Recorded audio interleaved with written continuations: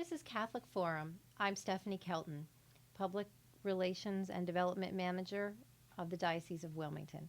My guest today is Lisa Ritchie. Lisa is the Program Manager for Behavioral Health Services of Catholic Charities. Welcome, Lisa. Thank you. Good morning.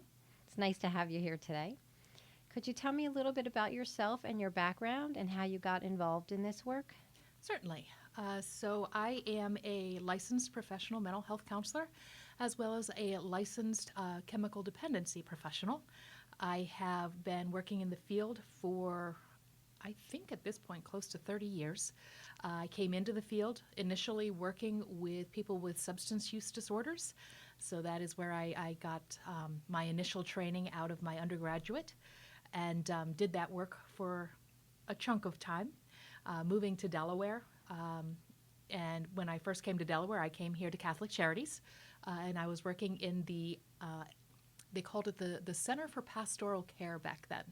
And it was their drug and alcohol program, and we worked obviously with people who were working towards recovery, but we also had services for children, the clients' spouses, adult children of alcoholics. So we had an interesting program.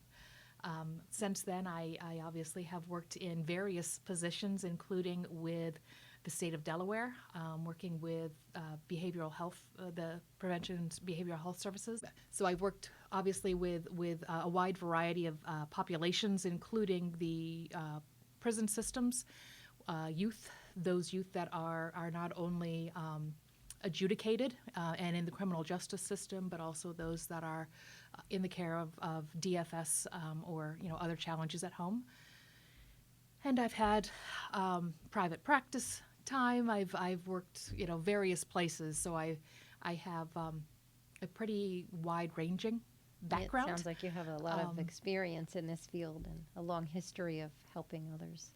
I really enjoy what I do, so I have deliberately tried to have experience with as many populations as possible, so that as a program manager, I'm able to maneuver a little bit and find new ways to provide services and try to help as many people as possible that are not necessarily currently receiving help.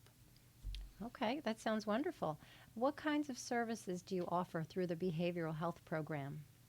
So at Catholic Charities, we are obviously in 3 locations in Delaware. So we're in Wilmington, Dover, Georgetown, and then in Maryland, our office is in Princess Anne. So at all of those locations, we provide what we call routine outpatient or ROP. That is those clients that are maybe stepping down from higher levels of care, who are relatively stable as far as potentially their medications that they may need, things like that. So we are able to treat not only individuals, but we also work with couples or a parental and child relationship issue, things like that. We work with anybody from, we go as low as 5, some therapists do, up through the rest of the lifespan. So we cover a wide range of folks like that. We also have a nurse practitioner that we contract with, and she's able to meet with clients that may need some medication as well as routine outpatient. And coming soon, we will be offering what we call FEP, or First Episode Psychosis, across the state of Delaware. So that is a program that is coming hopefully very, very soon. And can you tell me the details about that program and what age range that applies to? Certainly. So the FEP program is a contract that we have with the state of Delaware. The contract itself will identify that we're going to be working with youth in the state of Delaware who are somewhere between the ages of 12 and 18. So as soon as they hit their 18th birthday, they are outside of what the children's department can work with. So we would have to complete them before that point. Beyond that, the program is for people, again, who are first episode psychosis within 2 years of when they've reached out to us. So what that means, in essence, is that they've had to have been identified somewhere in the system, whether it be at school or because of an admission at one of the more intensive services, of some kind of psychosis. So that could be anything from, some of the older ones may have a schizophrenia diagnosis, others, psychosis NOS, possibly bipolar with psychosis included, things like that. Now, what we would rule out somebody for this program is if the psychosis is directly related to chemical use. So there are Okay. obviously, some medications that will absolutely trigger psychotic episodes. If that is the sole reason that we can find, then they would not meet the criteria for this program. We also will rule out people who have an IQ that is below 70. Primarily because we use a tool to identify, and ensure that we're looking at symptoms of psychosis. It's called the mini SIPs. And those people who are under 70, we are not able to get reliable results to identify whether or not what they're experiencing is actually psychosis or not, because other things can sometimes mimic some forms of psychosis. There are obviously other rule outs depending Sure. on what we're looking at, but those are some of the bigger ones that we are making sure to pay attention to. And then said they need to be residents here in Delaware in order to be eligible, because this is a contract with the state. The state funds this service, which means that those individuals that are identified as appropriate for the program will receive their services for free. Beyond that, we need a commitment from the family, because we will be utilizing a program. It's called the Navigate program, and it is basically a CBT or cognitive behavioral therapy based program that is specialized towards psychosis. So what it does is it teaches the youth that are involved ways to manage some of the symptoms that come along with psychosis, and how to manage those things and operate at a more functional level. But in order for that to work well, we need to surround them with a system that understands, speaks the same language, and supports them with the tools that they are learning, right? So we need their family or their support system actively engaged. So what that looks like for a family to be involved in FEP is they're going to be working with my team usually at least 2 times a week, while they work through not only the learning of the skills, but other just basic therapy to help them open lines of communication and be supportive and respectful of each other, and not have some of the frustrations and challenges that can take over. My team will also work with the family and the child to advocate at schools. So we'll go with them to the school meetings and work with them to make sure that the potential individualized education plans are appropriate and actually, not potentially triggering, continued symptomology, but working towards, again, pulling it down and speaking the same language. We also will be able to work with, if we have some of the older kids that want to have a summer job or, something like that, we'll work with employers the same way to teach them what is most helpful and how to work with our clients in the most efficient way so that everybody can achieve more. Wonderful. And what are some of the symptoms of psychosis, and how would you advise one of your kids, I guess, to manage that? So what we're looking for, especially, some of the early warning signs of psychosis are not what people stereotypically expect, right? So the kids are rarely, the first experience they have, they're not going to suddenly be, responding to voices in their heads, right? But what they may do is you'll notice, some they're not as attentive as they used to be, right? And maybe they're kind of doing one of these things, where they're looking around and trying to almost spot where a noise is coming from.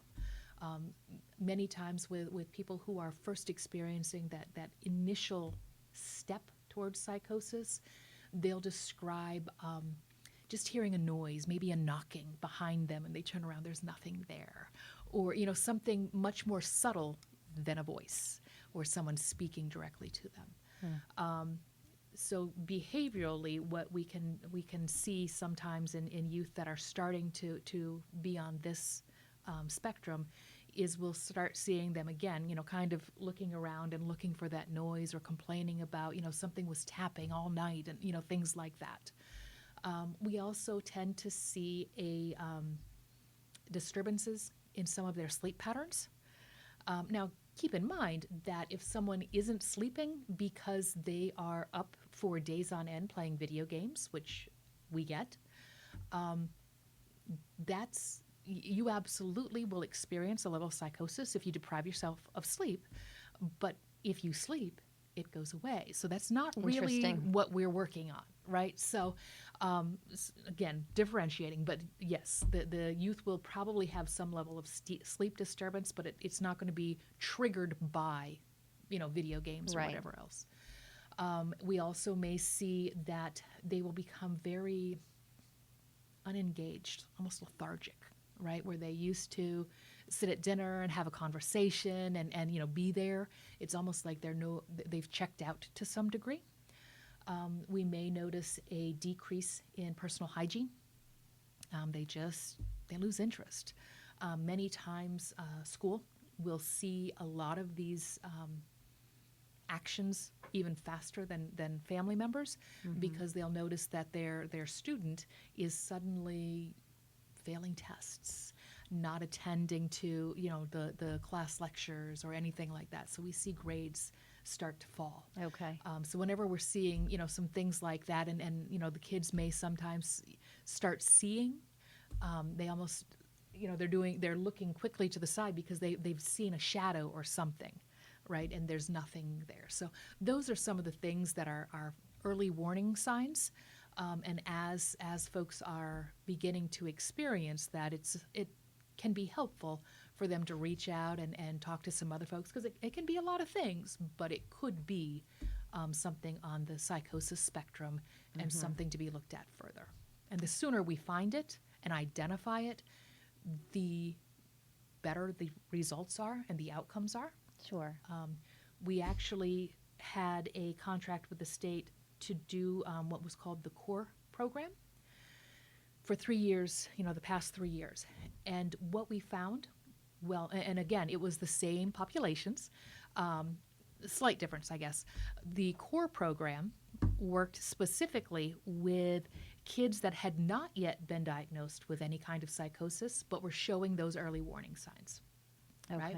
So they still did the SIPs, and if they scored on that, then we were able to pull them in. FEP has always been a part of CORE, and that is first episode psychosis. So those are the ones that absolutely already have a diagnosis and are coming to us, and we already know that it's there. So we did those two combined for 3 years, and what we actually found is that when we were able to get them and the families engaged very quickly, the kids remained at a much more functional level. We didn't see nationally that there tends to be a higher level of chemical use in folks that are experiencing psychosis. They try to self-medicate. So substance use disorders is pretty prevalent. However, what we saw is the kids that we engaged and were actively involved in the process and really working on it, they weren't using. they were staying sober. They were learning other ways to manage their symptoms, which obviously is a huge win. And we were seeing that, the commitment is substantial, right? But those that committed and the families that committed, they were usually with us somewhere between 12 to 16 months. Okay. But it was remarkable. We had a couple of the youth who successfully graduated high school and were enrolled in college and Wow. doing well at a college level and unmedicated, I might add, because they were able to recognize things and deal with them in ways that they didn't always necessarily need a medication. So there were some really strong successes. Can you think of one individual in particular who really stands out in your mind as a success story? Oh gosh, there were a number, right? But there was definitely one that stands out the most. Again, we got her. She was around. I want to say she was around 17 when we got her, and she was coming in under the CORE program. So that meant that she had not yet been diagnosed when she came to us. She and her family were troopers, and this was initially they came in and they were doing in-person sessions, right? And then COVID. And they successfully transitioned to telehealth and continued to work with us. And we were able to, work with them enough so that the family, when you're dealing with somebody who has a level of psychosis, that generally comes with some beliefs that are very embedded, right? Okay. And they don't necessarily shift well. And so if you have someone who comes and says some of these things to you, it's kind of natural to be like, that ain't real. You know what I mean? And believe that response is not helpful, right? So by teaching the family that, yes, when they come and you are hearing this delusion, right, or this belief system that is, wow, is out, it's outside our experience, that response of that's just not real, knock it off, that's really not helpful. We really want you to help the child walk through. Well, that might be one explanation as for why this happened. What are some others? And teaching them, the kids or the people who are experiencing the psychosis, to walk through, just because I think it doesn't make it true. And here are some other things that it could also be. So what's the likelihood of my initial thing being the right one versus some of these other probabilities, and walking them through that, almost a decision tree. So they have to discern and use their Yeah. senses and their previous experience to decide what is real and what just seems real. Absolutely. Like one of the examples that we received with training was, a youth was convinced that the landlord was poisoning all the water in their apartment only, even though they were in a building with their apartment only was being poisoned, and therefore the kid would go in and anything that was cooked with water, he would throw it out. He would. Oh yes, cost of the money. The money was so much, right? And he was convinced. There was no, and so they tried to help him walk through. Well, sure, is it possible? Sure. But what are some other things that could be happening? Do you think? And they went so far as to go get testing kits so he could test it and he could see that nothing was showing up. But then, it was, well, that's not okay. Eventually, they were able to work with him and just have bottled water Okay. in the home, and that pulled it down enough that he could then, kind of refocus his attention other places. So it's finding those workarounds, but when you blatantly go after the delusion or, the problemed thinking, they're going to most likely hunker down. And now you're part of it too. You're trying to poison me too. You know what I mean? So it's that pulling it back and pulling back some of those initial reactions so that, again, we're training everybody to look at, okay, well, that's possible, but what else is possible? So empathizing and listening and hard work to Oh, constant, to constant. figure out what's real. How would a person get help? What is the first step to getting involved So in reaching out to your services?